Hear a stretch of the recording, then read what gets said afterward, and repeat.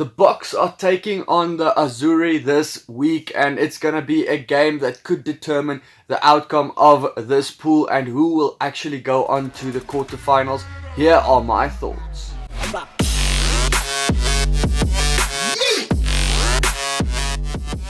Welcome back to SkinnyBru Rugby, guys. And so, as I said, it is South Africa versus Italy, and it is a do or die game.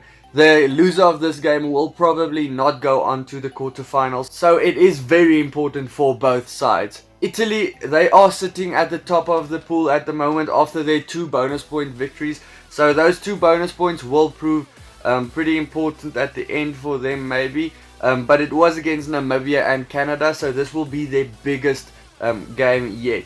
South Africa, they had their loss against New Zealand, and then of course that 54-point victory over Namibia last week. If you want to see the predictions for the rest of the games, I did a video and I will link it up here. Otherwise, you can also check it out at the end of the video. Before I dissect the teams, please hit the like button if you do like this video, and please consider subscribing if you want to join the channel.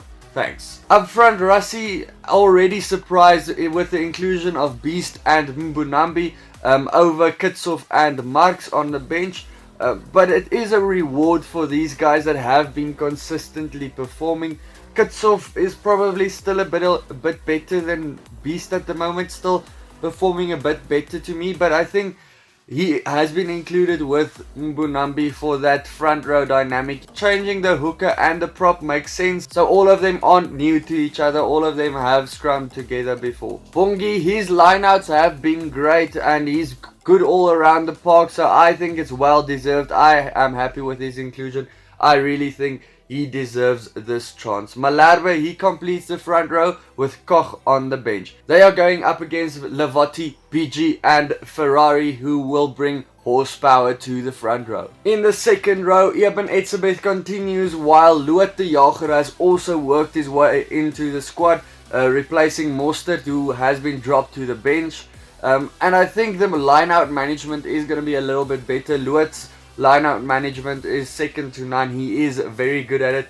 But I think with Franco Mostert on the bench, we have a little bit of a more dynamic system there, because you can put him onto lock and you can also put him as a loose forward, so that's pretty good. What you can expect from this second row is a very strong runs, and then when you have a guy like Argees Neyman on the bench, also big runs coming from him as well. Then for the Italians, they have Sisi and Bud.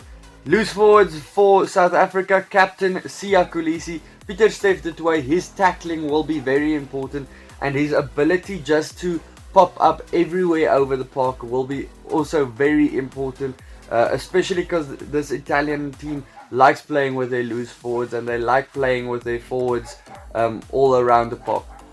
Vermeulen, he will face the legend number 8 Sergio Parisi, and it's going to be a big battle. Francois Lowe, he is on the bench for the loose forwards, and his ability just to steal the balls will be important. South Africa does miss the ability kinda in that front team to actually steal the ball.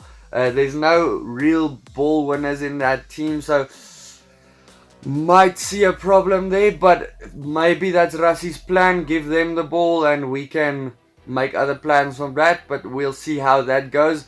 The loose forward crash ball will be very important then. For the Italians, at number 6, Bram Steyn from South Africa, Polledri, and then the Argentinian-born legend that has been playing for Italy his whole life, Sergio Parisi. He's just the man to watch. You can't deny he is one of the best in the world, and he's going to be so important. His leadership can take the Italians over anything. The 9-10 combo for South Africa goes on to Faf and Pollard. They are still continuing in the team, and I think after receiving a lot of criticism, Faf and those box kicks of him was very horrible. It's too high or in the middle of nowhere. Yes, it really was not good.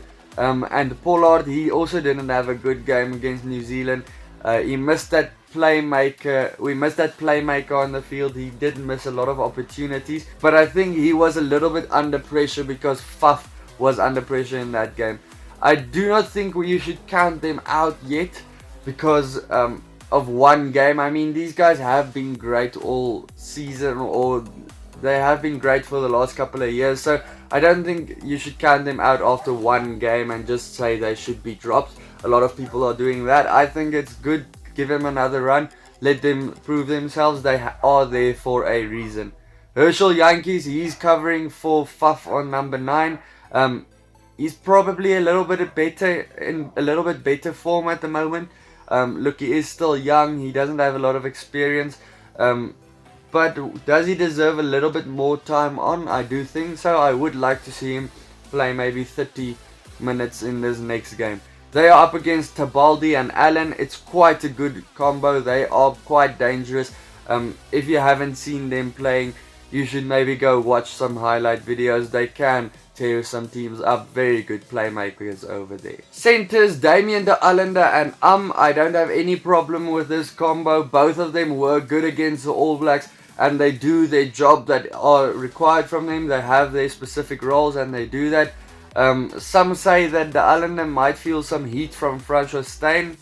I don't know. Frans Steyn is very good on the bench at the moment, a very good option, since he can just cover multiple roles and he can just slot in almost anywhere on the field. I think he's just very good on the bench. I don't think Rassie will want to put him into the starting team, because you do lose something from having him on the bench in every single game. Has no replacement now anymore because Kriel is out of the World Cup. Damian Willemse has been drafted in on outside center. You might not have seen him there yet. He has played there. He has played there for junior box as well, but he hasn't played there on higher levels yet. So I don't know how we can expect him to slot in. He does have a little bit of a more dynamic system as well. He can slot in a lot of roles.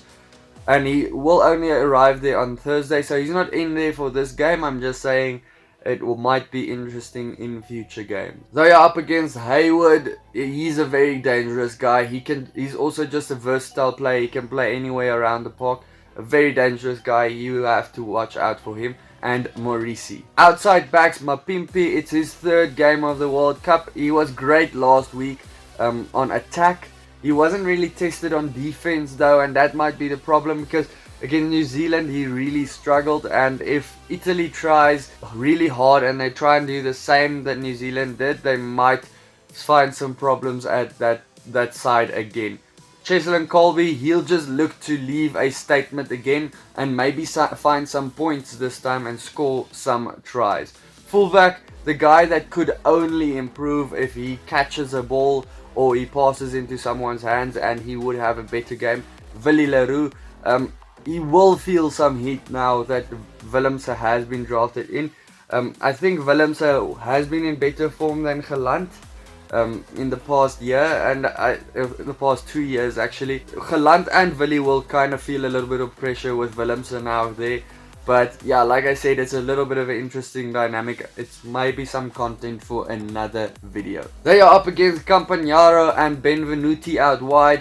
Those are both exciting players. Maybe you recognize the names. They are meant to watch. Very fast players, and they can step anyone anywhere. And the fullback, Minozi. Let's just have a quick run through the South African bench again. It is Kitshoff, Marx and Koch. Then it's Ergies Neyman, Mostert and Francois Louw, and then for the backline it will be Herschel Yankees and Frans Steyn. The Italians also went with a 6-2 split on the bench. They have Zani, Quiglio and Riccioni for the front row, and they have Ruza, Zani and Negri, who was born in Zimbabwe. For the backline they have Brayley and Kana, the 9-10 switch, so they are gonna be interesting. They are gonna basically switch their 9 and 10 later in the game, and that could change the whole dynamic of the backline, because these guys do play different than the first two. All in all, this is a great box side. Beast, Bongi, Luat, I think they really deserve their chance to be there. Faf and Pollard, I don't think they should have been dropped. I think it's good that they're in the side. They had one bad game, they don't deserve it. I think they can improve.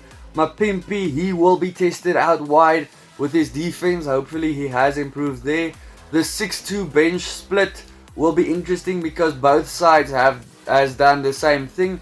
So only 2 backs for both sides. So injuries may see some shuffling around, may see some loose forwards around the sides, and that could be an interesting dynamic. Look, Frans Steyn covers most of the positions. Yankees, he could slot in on the wing, but most of the time Colby and those guys, you can switch them out. I think Rassie has it sorted. The forward battle will be the most important though. Italy, they play very similar to South Africa, so the forward battle is going to be the important thing, especially the locks and the loose forwards in loose play.